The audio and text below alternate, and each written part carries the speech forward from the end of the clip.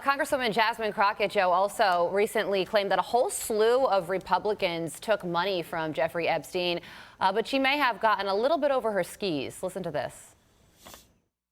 Folks who also took money from somebody named Jeffrey Epstein, as I had my team dig in very quickly: Mitt Romney, the NRCC, Lee Zeldin, George Bush. Do you want to correct the record on the people that Listen, I never said that it was that Jeffrey Epstein. I wanted the Republicans to think about what could potentially happen because I knew that they didn't even try to go through the FEC. So my team, what they did is they Googled, and that is specifically why I said a Jeffrey Epstein. Unlike Republicans, I at least don't go out and just tell lies.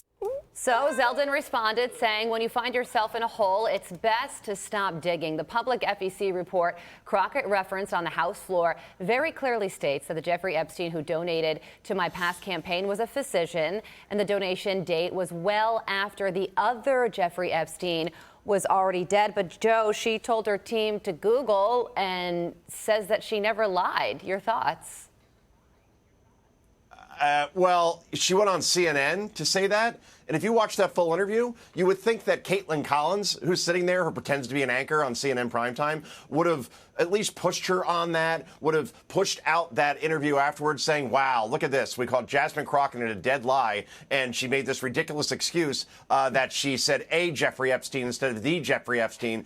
Instead, she's on that network as if she has a cot in the green room. It just appears at any time, whether it be CNN or MSNBC, she is the new cable news star, and she is everything that is wrong with politics and most of legacy media these days. Because, look, she gets rewarded for saying provocative, stupid things, and I guarantee you, instead of CNN or MSNBC or all these other places that have her on saying, you know what, she's not credible, guys, maybe let's not put her on as much, she's going to get more airtime, and when she loses when she runs for Senate, she'll be the next co-host of The View or on CNN with Caitlin Collins, because that's the brand at this point. Say ridiculous things, get the cheap clicks, and then worry about the truth later. That's where we're at this point in terms of legacy media, guys. Joe, you said the key word there, Senate.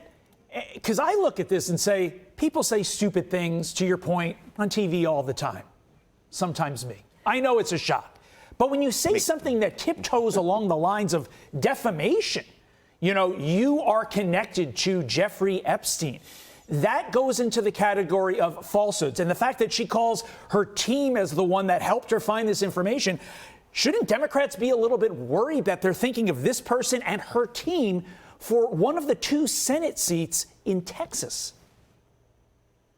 That's the thing, right? I mean, you want to build around this brand of Jasmine Crockett. Charlemagne the God, who is a radio host here in New York that a lot of people respect his opinion, he says that she should be the leader of the Democrat Party moving forward. Again, just because you say provocative things on the air and because you go after Trump the way she does, calling him, the next Hitler, that shouldn't be rewarded. Instead, that's exactly what's being rewarded, but she will not be rewarded by voters in Texas. That's for certain. She could lose by 15, 20 points there if she were to run against Ted Cruz next year. It appears like that's going to be the case. She's the front runner right now as far as getting the Democratic nod in that state. But again, that is a losing proposition if this is the person that you're going to put your money behind. That's certainly for certain. The president just signed the bill that starts the clock for these files to be released, and we've already seen 2 Democrats this week in the news, Larry Summers and Stacey Plaskett, with some pretty unflattering connections to him. So more to come. There could be a tidal wave, and it's clear that this could cut in all sorts of different ways.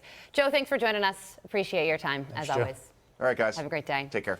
I'm Steve Doocy. I'm Brian Kilmeade. And I'm Ainsley Earhart. And click here to subscribe to the Fox News YouTube page to catch our hottest interviews and most compelling analysis.